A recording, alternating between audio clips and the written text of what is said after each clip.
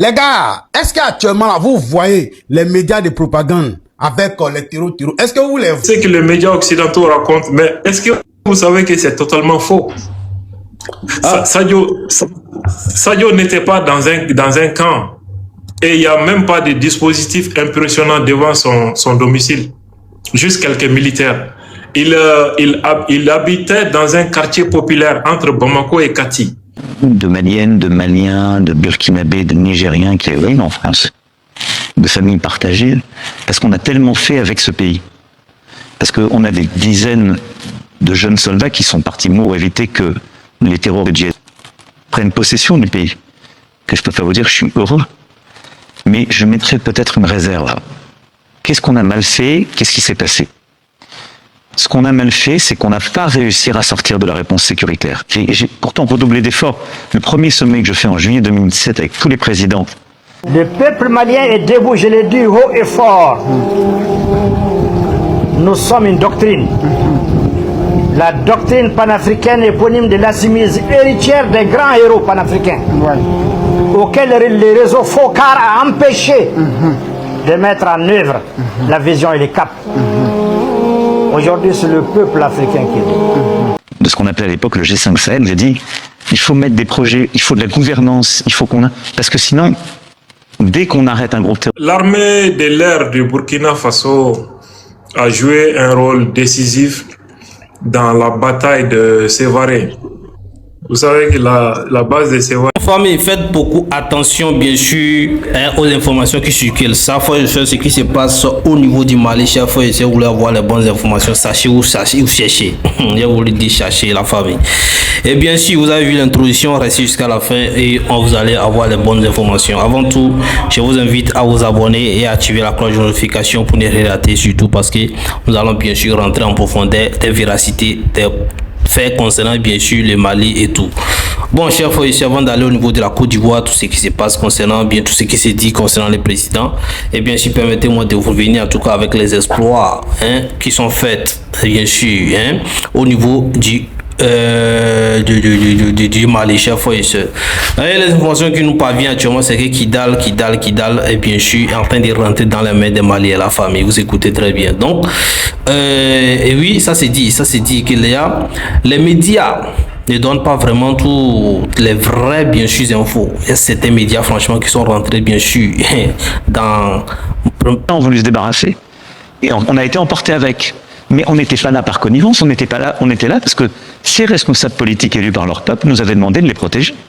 Et la CEDEAO nous avait demandé de la protéger. On a fait ce qu'on devait faire. Et il y aurait sans doute pas, à coup sûr, le Mali ne serait plus un État unique si on n'était pas intervenu en 2013. Et je le dis d'autant plus aisément que j'ai pas eu à porter ce choix, il a été fait par mon prédécesseur. Les gars, est-ce qu'actuellement, là, vous voyez les médias de propagande avec les terreaux? Est-ce que vous les voyez encore en train de faire les vidéos sur la toile? Est-ce que vous entendez ces médias de propagande en train de parler? Non, vous ne les voyez plus. C'est chaud. Chacun se cherche. Hey, on te dit la force unifiée de l'AES est là. L'armée malienne est là. Même les Russes sont présents. L'armée du Niger est présente. Les Burkinabés, ils sont là. Vous les connaissez. Oh, ce sont mes éléments. Ils sont en tas sur eux. Ils sortent les propres là. Chacun se cherche. Est-ce que vous les voyez faire vidéo encore? Vous voyez les médias là parler encore? C'est chaud. C'est chaud. Allez là. You don't mind. On apprend comme ça que, voilà, on a un chef terreau qui a été déjà. Oui. On l'envoie au paradis. Et il dit c'est quand on déjà là, on va au paradis directement. Donc on l'a envoyé quelque part là-bas, tout de suite là. Voilà. Il s'agit bel et bien ici de Abou quoi là? Hanifa. Oui. C'est un chef terreau, Abou Hanifa. Il a été déjà tout à l'heure là. Il vous a dit, oh, no pitié in business. Où on est là. Ce que vous allez chercher là, vous allez trouver ça là. Personne n'y sort. Allons seulement famille. Comptez seulement, comptez. Tous les chefs là, on va tous les... Eh non. Vous avez mal choisi l'adversaire, hein, les gars. Ce que c'était juste une petite information. Partez ça dans tous les coins en poids. La victoire, c'est pour l'AES. C'est pas un débat. Voilà. Et ça va servir de leçon à tous ces gens-là qui continuent de nous fatiguer jour et nuit. Ça va vous servir de leçon. Et oui, vous allez venir, mais vous n'allez plus sortir. C'est de ça qu'il s'agit. Famille, partagez ça pour eux. Vive les FAMA, vive l'AES. On est ensemble, les gars. Il arrive à réattirer des jeunes parce qu'il n'y a pas d'espoir. Et on a un peu payé le prix de la mauvaise gouvernance politique, c'est-à-dire qu'il y a un système politique dont les jeunes ont voulu se débarrasser. Je ne veux pas généraliser. L'armée de l'air du Burkina Faso a joué un rôle décisif dans la bataille de Sévaré. Vous savez que la base de Sévaré se trouve au centre du Mali. Et géographiquement, c'est proche du Burkina Faso. Et donc, c'est ce que les perroquets de l'impérialisme français ne savaient pas. Ils voulaient profiter pour créer un doute et une désunion au sein de l'AES pour faire croire que voilà, il n'y a pas de solidarité dans l'AES, etc. Ce sont les drones burkinabés ont apporté un appui très important.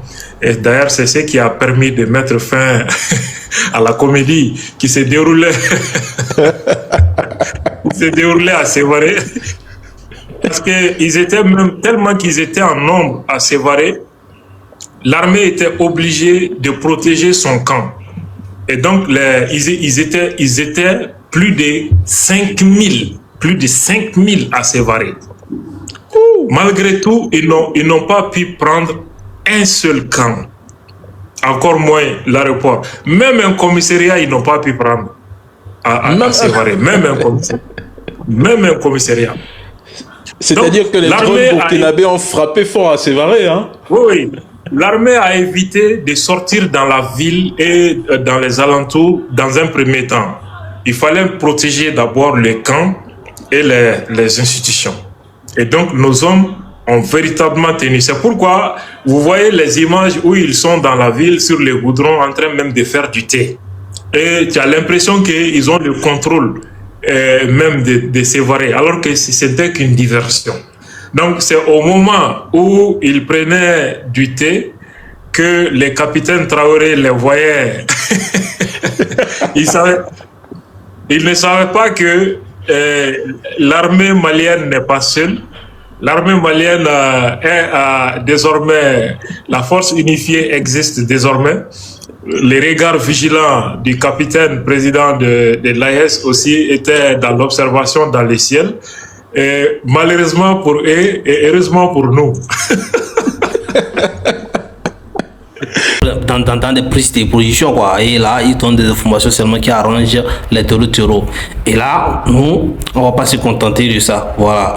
Donc, déjà, les journalistes très proches, bien sûr, du gouvernement, du régime au niveau du Mali, donnent les informations de façon absolue, directe. Chaque fois, ils disent bien sûr que derrière même tout ce qui s'est dit depuis très fort longtemps, que le ministre de la Défense, Sadio Camara, était bien sûr dans un camp militaire très protégé, avec des barrières, pas possible, tout ça là. Donc, comment est-ce qu'il a pu être, il a été bien sûr affecté comme ça, on a pu la voir comme ça.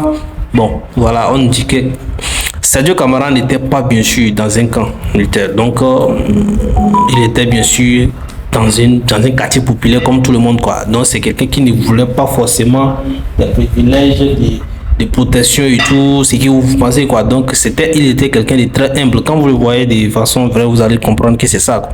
Donc, et il y a beaucoup de, par exemple, Gérard Makosso qui faisait une sortie l'autre fois qui disait que là, qu'on ne peut pas atteindre un président, un ministre de la Défense comme ça parce qu'il est très protégé. Il y avait les gardes qui présentent. Donc ça veut dire qu'avant de pouvoir atteindre un ministre comme ça, c'est que bien sûr quelqu'un l'a laissé.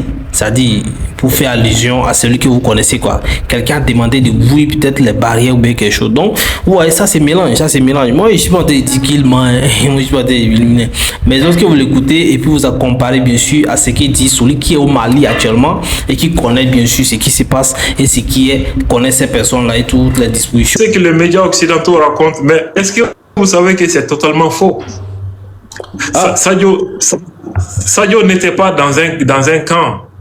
Et il n'y a même pas de dispositif impressionnant devant son domicile. Juste quelques militaires. Il habitait dans un quartier populaire entre Bamako et Kati. Parce que c'est quelqu'un qui était trop humble. Il ne voulait pas de privilèges de pouvoir, il ne voulait pas de luxe. Il ne voulait pas des gardes armés jusqu'aux dents, des blindés devant sa porte. Il voulait vivre paisiblement avec ses voisins, comme il a toujours été. Mais l'État ne devrait pas accepter qu'une telle figure, malgré sa volonté d'être humble, il ne fallait pas. Et une mosquée était contiguë à son domicile. La mosquée est un lieu public. Et on sait que le phénomène qu'on est en train de combattre a un lien avec les mosquées. Et chaque matin, 4h, 5h, soit il est chez lui, soit il vient prier dans la mosquée. Donc, les fidèles de la mosquée connaissent son programme de 4h du matin à 5h du matin. Ils savent que s'il n'est pas chez lui, il est dans la mosquée. C'est pourquoi ils ont préparé une bombe pour anéantir à la fois la mosquée et le domicile. Donc, si il n'était pas dans son domicile, il aurait été certainement dans la mosquée. Et en aucun cas, il n'allait pas le rater. Donc, voilà pourquoi le mal a été consommé. Sinon, il n'était pas, contrairement à ce que les médias de propagande français racontent, il n'était pas dans les camps militaires de Kati. Il était dans un quartier populaire et il n'y avait pas de blindés devant sa porte, pas de dispositifs impressionnants devant sa porte. C'est-à-dire que les terreaux connaissaient non seulement ses horaires, ils avaient déjà tout le calendrier, ils savaient à quelle heure ils devaient frapper, à quelle heure ils devaient quitter le point A, c'est-à-dire leur zone de regroupement, pour le point B, c'est-à-dire Kati. Et pour masquer l'opération de Kati, on mène des attaques simultanées afin de plus se retrancher au niveau de Kidal, afin de disperser les forces pour que la prise, entre parenthèses, parce que pour moi ce n'est pas une prise, ce que eux ils appellent prise de Kidal, en réalité c'est même pas une prise.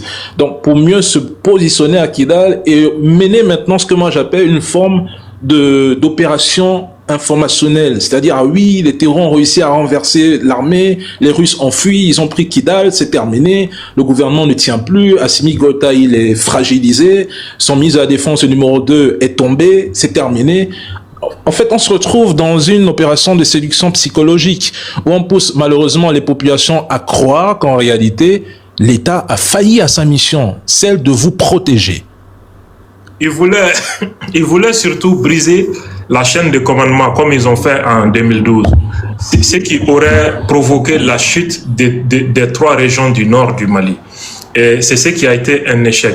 Le fait d'attaquer simultanément Bamako et Kati, Sévaré, Gao, Kidal, cela n'était pas anodin, c'était une stratégie.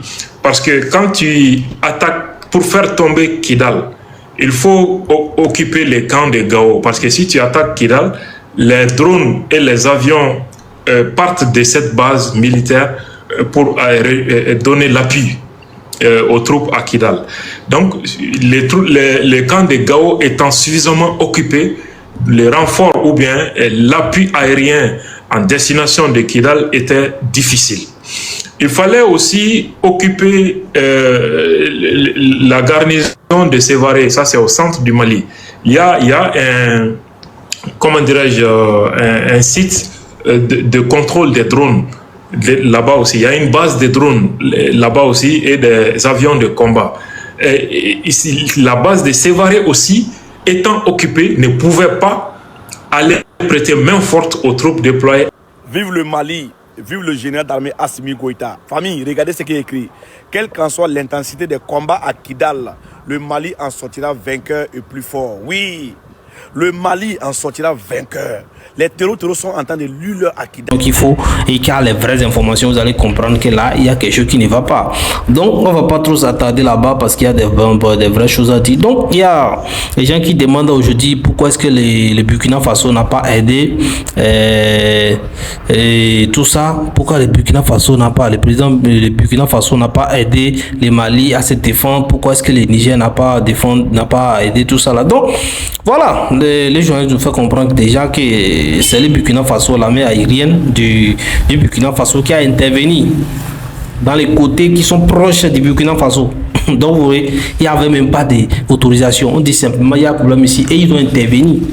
Ouais, non, donc, ça là, et vous mettez ça, on ne répète pas ça, on ne chante pas ça tout le temps. Donc, il y a des gens qui ne vont pas savoir, qui ne vont pas comprendre ce qu'il y a. Donc, sachez que vraiment, ils ont participé, ils ont défendu, bien sûr, avec les Maliens, les Famas. Voilà, les FDS ont défendu. Donc, ça, retenez ça. Donc, Kidal de récupérer. Donc, on donne l'information que Kidal là est en train d'être récupéré. Moi, je vais dire ça comme ça, hein, qu'il est en train d'être récupéré. Contrairement à tout ce que les gens disent que non, Kidal est sorti dans la main des choses. Donc, les FLA ou bien quoi, ils sont en train de se défendre là, qui vont récupérer les Mali. Tout ça. Vous voyez sur la, vous avez même à la télévision malienne.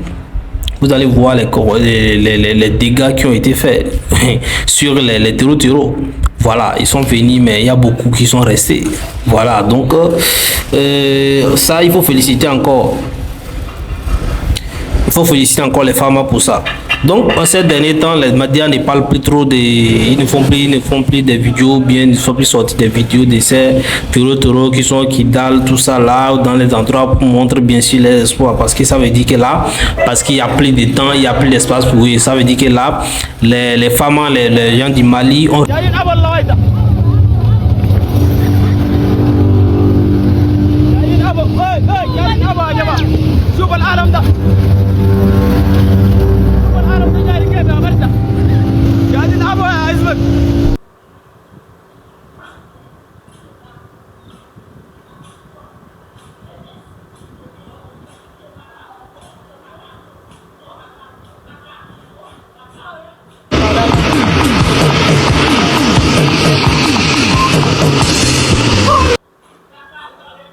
Les toutes dernières informations du Kidal au Mali de ce soir, 1er mai 2026. Mes frères et sœurs, si les ennemis du Mali continuent toujours à leur propagande, c'est parce qu'ils n'ont plus des informateurs sur le terrain.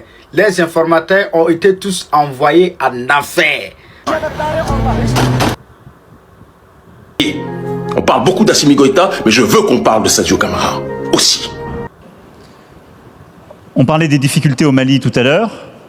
Avec nous, en cas de cas, il n'y a aucun cas. En cas de double cas, nous n'avance même en cas de troisième cas, vous avez la situation. Oui. L'armée de l'AIS, c'est la première division. Merci. Pourquoi Kodo Family? Ici, c'est pas là-bas, mais là-bas, c'est pas ici. Écoutez. Ici, c'est pas le Tchos, c'est pas ici, mais ici, c'est au front. Avec nous, en cas de cas, il n'y a aucun cas. En cas de double cas, nous n'avance même en cas de troisième cas, vous avez la situation. Oui. L'armée de l'AIS, c'est la première division. Merci. Pourquoi Kodo Family? Puisque j'ai 14 ans de service et ça fait 10 ans que les armées de l'AIS se battent contre le terrorisme. Oui. Et on dit l'expérience, c'est l'ensemble des situations vécues. Nafuna Nazap, que la paix revienne dans l'Afrique entière. Amin. Mais il faut le savoir, nous, on ne parle pas d'effectifs. Quand tu peux avoir des milliers d'hommes et avoir moins de guerriers, l'armée de l'AIS est aguerrie. Exactement. Nafunda Nazap. Ils connaissent le terrain. Ciao, ciao. Merci. Comme il y a certains comme BF qui essayent de faire de la désinformation pour faire croire que le Mali est en train de se faire envahir, les FAMA ont partagé les preuves des interventions qui sont en train d'être réalisées.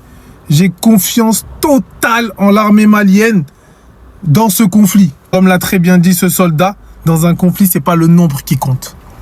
C'est l'expérience du terrain, les gars. J'ai confiance totale aux FAMA, le Mali. Les camps de Gao devraient être attaqués à nouveau vendredi passé ou samedi. Les détachements qui devraient frapper le camp de Gao étaient déjà prêts pour la deuxième fois. Maintenant, DJC, PCI. La guerre que nous vivons au Mali, pas seulement au Mali, au sein des 3 pays de l'AES, il y a un dessein funeste derrière. Un dessein funeste derrière. Un dessein maléfique, satanique, diabolique derrière. On nous dira, ah mais le président ivoirien est malade, vous n'allez pas l'accuser puisque vous avez l'habitude d'accuser la Côte d'Ivoire. Ouattara est malade, vous n'allez pas l'accuser puisqu'on ne le voit même pas. C'est vrai. Un président n'est pas celui qui donne l'ordre et puis exécute l'ordre. Quand le président donne l'ordre, il y a des gens qui exécutent. Il peut être même dans son lit de mort et donner un dernier ordre qui sera exécuté. Donc nous savons que le président peut faire exécuter des ordres même s'il est malade. Mais il y a quelque chose qui m'a fait plus mal dans cette affaire. Le Mossad, j'aime mon Dieu, j'adore Allah, je vénère Allah et je loue la bonté de mon Dieu pour la grâce qu'il m'a fait. Quand je vous parlais de l'implication du Mossad et quand je disais que les Israéliens sont là pour de bonnes raisons. Hey, les petits Ivoiriens analphabètes, qui t'a dit il n'a pas source, mais quand il parle, les preuves sortent. Lui n'a pas besoin de dire ma source, ma source. Lui il dit, par la grâce de Allah, qui a mis dedans, je dis et puis les preuves sortent. Ici il dit, d'abord il dit, ça fait des années qu'on n'a jamais vu une attaque avec une telle ampleur, avec une telle coordination, avec une telle synchronisation, la simultanéité des attaques, les lieux ciblés. Maintenant, dans son narratif un peu plus loin, il dit, aucun groupe terroriste, en tout cas, tel qu'on le connaît, ne peut se permettre d'élaborer une telle stratégie s'il n'y a pas, je répète, s'il n'y a pas, une dernière fois, s'il n'y a pas une main étrangère. Famille, très bonne nouvelle, on avait le général Delta numéro 1 du gang. Famille, direction Mali, mais d'abord partagez cette vidéo dans tous les groupes. Partagez, republiez, envoyez ça à tous vos amis. Tu tombes sur la vidéo, partagez à 4 personnes, 5 personnes. Famille, tout ce que vous voyez au-dessus de moi ici là, les vérités sont en train de sortir, les noms sont en train d'être cités. Oui, et remercier les femmes, remercier les autorités maliennes. Famille, l'homme noir, c'est l'homme noir qui va compléter toujours avec l'impérialisme pour pouvoir déstabiliser sa propre nation, pour pouvoir éteindre son propre frère noir. Ça, c'est la nature d'un homme noir. On a vu ça avec Thomas Sankara, entre Thomas Sankara et puis Blaise. On a vu cette réalité-là. Et ça continue toujours, ça persiste toujours. Et en même temps, on doit s'adresser au peuple malien. Voilà. Quand on a perdu le ministre de la Défense, c'est tout le monde qui a fait des vidéos. D'autres même ont pleuré en live, d'autres même ont pleuré en direct, d'autres ont fait les vidéos, d'autres ont jubilé. Ici, vous avez pleuré. Vous êtes lamentés, c'est eux qui en a compris. Mais on espère que le serment que vous avez prêté là, désormais, chacun va assumer sa part de responsabilité qu'il faut. Voilà, parce que ceux qui prennent le temps pour filmer les terroristes, pour filmer les ennemis, pour balancer sur les réseaux sociaux, sans informer les autorités, sans appeler en haut pour dire ah voici tel problème, sans appeler les corps habillés, sans appeler la police là. Désormais, on espère que chacun va assumer sa part de responsabilité. Sinon, c'est facile de coller l'image de quelqu'un qui a dit ah diable, venir pleurer. Hein. Voilà, nous tous on peut faire ça. Voilà, mais quand tu pleurais là, c'est qui tu disais dans ta vidéo là. Voilà, ça ne va plus jamais se répéter. On va protéger nos dirigeants. Donc on espère maintenant bien que chacun va assumer ce qui est sorti de sa bouche. Et puis maintenant, chacun va remarquer tous les faits et gestes, même de ton voisin. Oui, parce que c'est très important dans la lutte là. Il n'y a pas amusement dedans. C'est même chose comme au Burkina. Au Burkina là, quand le peuple burkinabé voit quelque chose qui est un peu bizarre net, automatiquement, ils vont signaler ça à les autorités. Ça, il faut féliciter les Burkinabés pour ça. Et tout dernièrement là, même les services de renseignement ont découvert les mendiants. Tout dernièrement, les services de renseignement burkinabés ont découvert les mendiants en collaboration avec les terroristes. Et comment ils fonctionnent? Ils prennent des charbons, ils prennent des trucs pour aller écrire sur les murs des hauts gradés, c'est-à-dire des autorités burkinabées là. Voilà, genre pour mettre un signe, pour dire telle personne, ah c'est un haut gradé, c'est un gars de l'armée ou bien c'est un gars des autorités. En tout cas, lui là, c'est un ministre ou bien c'est un haut gradé. Et c'est comme ça ils font les signes. Et automatiquement, c'est le peuple qui a forcément signalé et puis les services de renseignement ont pris drap. Pas un pays tiers le renseignement de ce pays. Alors donc, c'est là que ça devient intéressant. J'ai commencé à suivre cette chaîne il n'y a pas trop longtemps par rapport à l'Iran, parce que souvent il y a des informations qu'ils donnaient qui vous laissaient bouche bée. Il n'y a rien à dire. L'information est tout comme vous allez trouver devant vous, c'est vrai. Alors et puis j'ai pris le temps, j'ai écouté. Et là, le Mossad israélien est impliqué dedans, dans ce qui s'est passé le 25. Israël a la main dedans. La France a la main dedans. Mais ce n'est pas tout.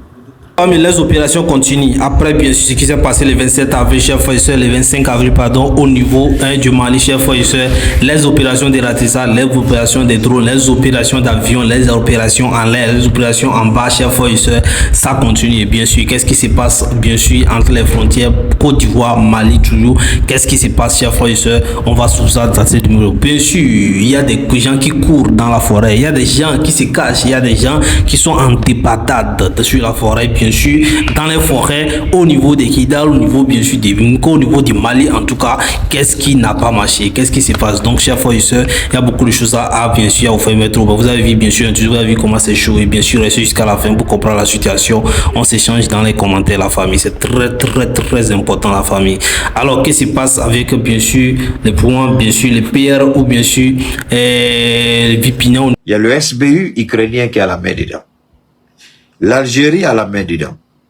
Mais c'est pour vous dire à quel point ce qui s'est passé au Mali. Imaginez combien de services de renseignement se sont donné la main. Contre un pays qu'on a tenté d'isoler. Contre un pays qu'on dit qui est pauvre. Contre un pays qui est enclavé. Est-ce que ça en vaut la peine que tous ces services de renseignement coordonnent leurs actions contre ce régime-là? Pourquoi, si le régime ne travaille pas, si le régime ne répond pas aux attentes du peuple, pourquoi ne pas laisser le peuple lui-même se lever contre le régime? Je vous ai dit hier, quand je terminais mon direct, que j'ai 2 mots à dire à l'imam Diko. J'ai dit, quand je vais finir... Ça, il faut féliciter encore. Il faut féliciter encore les femmes pour ça. Donc, en ces derniers temps, les médias ne parlent plus trop ils ne font plus des vidéos, bien, ils ne font plus sortir des vidéos de ces taureaux qui dalent tout ça là, dans les endroits pour montrer bien sûr les espoirs. Parce que ça veut dire que là, parce qu'il y a plus de temps, il y a plus d'espace pour eux. Ça veut dire que là, les femmes, les gens du Mali ont récupéré, ils nous ont fait peur, quoi. Voilà, donc s'il n'y a pas quelque chose à dire et que c'est les espoirs des Maliens qui sont en train de se faire voir, je pense que certains médias ne parlent plus. Voilà, c'est quand il y a des attaques et puis de l'autre côté là, ils semblent avoir qu'ils ont plus le dessus, c'est là, ils sont forts, et ça sort. Maintenant quand les Maliens ferment les bouches des terreaux, essayent de récupérer les terrains, essayent de faire des victoires, ça n'en parle plus. Est-ce que vous comprenez le système, ce qui se passe? Est-ce que vous comprenez ce qui se passe? Laissez brancher la famille, partagez massivement.